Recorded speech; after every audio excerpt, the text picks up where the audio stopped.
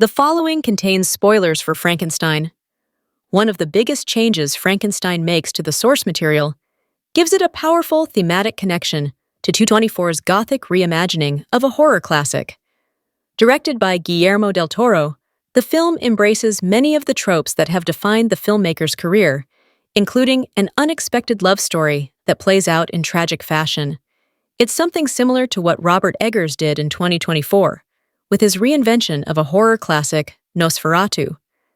Another big-budget horror remix with a gothic flair and a brutal sense of violence, both films also share a sexual undercurrent that make them deeply tragic romances and condemnations of flawed men.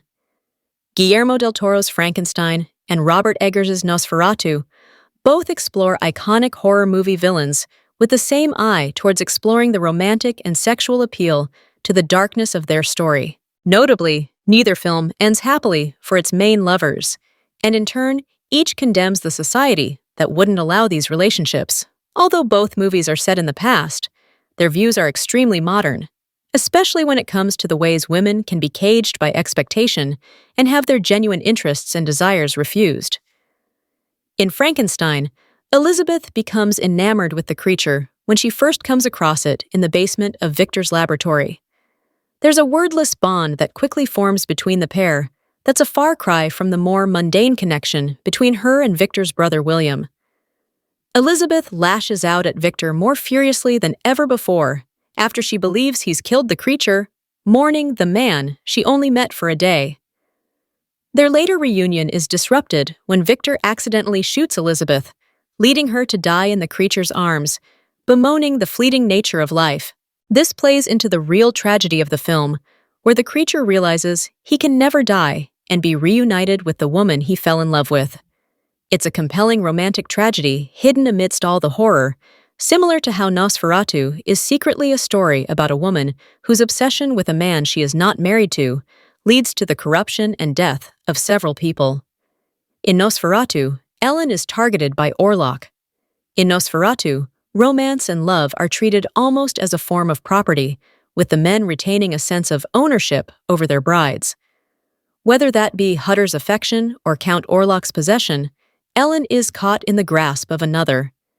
She understands Orlok is terrifying but is drawn to him, an undeniable attraction she fears but does not deny. This connection goes unsaid for much of the film, but motivates Orlok to make his move across the world in search of Ellen.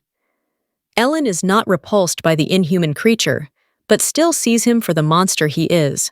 In sacrificing herself to stop him, Ellen is a hero while also fulfilling her own desire to be with him.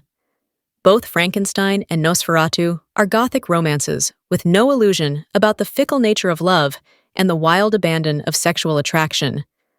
The result is two films that are in part about sex and the ways that polite society will condemn a woman for feeling an attraction to the wrong person, in both cases to the point of death. One of the best ways both Frankenstein and Nosferatu subvert typical cinematic expectations is by undercutting the nominal male leads of their story. Oscar Isaac and Nicholas Hoult both have the looks and charisma of a standard leading man, and probably would be playing them as each in more standard adaptations of the classic stories. However, neither Frankenstein or Nosferatu sees them as heroes.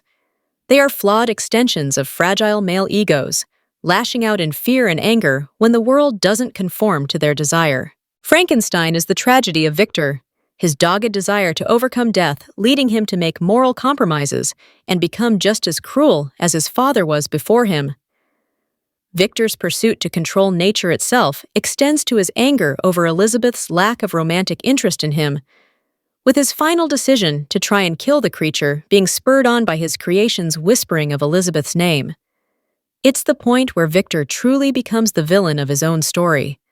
While Holt's Thomas Hutter isn't as detestable as Victor becomes, he is defined early on by his cowardice and inability to stand up for himself, a stark contrast from the almost elemental force of nature that is Count Orlok. Ellen belittles and insults Hutter, one of the film's harshest moments, turning him into cruel man. Elizabeth is enamored with the creature, and Ellen is drawn to Orlok, and any sense of shame placed upon them comes from others and not themselves.